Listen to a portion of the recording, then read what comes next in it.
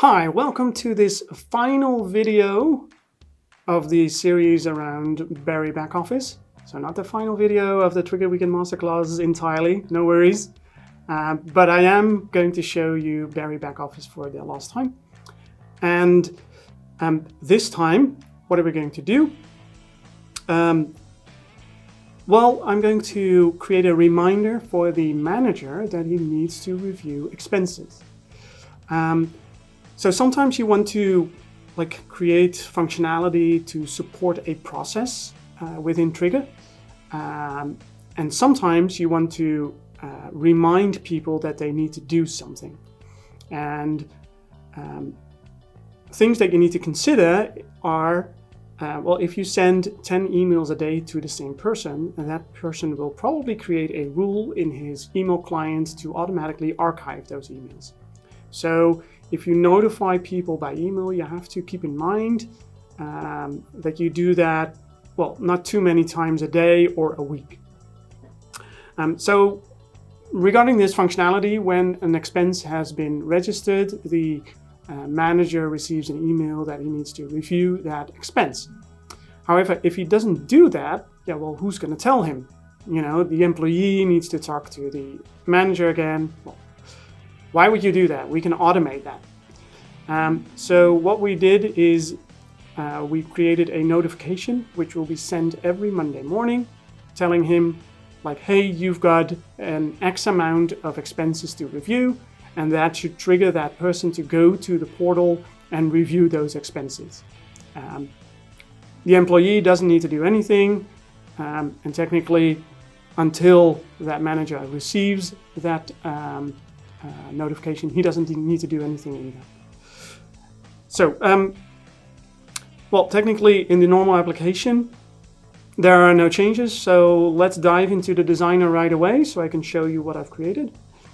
So we need an automation flow first, which is in this case scheduled monthly, as you can see here. And it is scheduled monthly next to the last weekday at 9:02. Even though it's processed monthly, Triggre allows you to define, like, does it need to be the first day of the month or the first weekday of the month or the second weekday of the month, etc., to pinpoint a little bit more exact when you would like to have this scheduled trigger to run. I only execute one flow part here, which is the expense notification manager email. So let's go to that flow part and show you what I've created. There you go. So what do we do? Well, first of all, we select all the managers that we have. It starts with that. And then we check for every manager if a notification needs to be sent. So we check all the open expenses that we have. We count them. And if it's 0, well, then we do nothing. It goes to end. And else we send an email to that specific manager. And in the end, we have a notification over here. There you go. We only send him like, hey, this is an automated notification and there are still X amount expenses open for you to review. Please go to the portal to review them.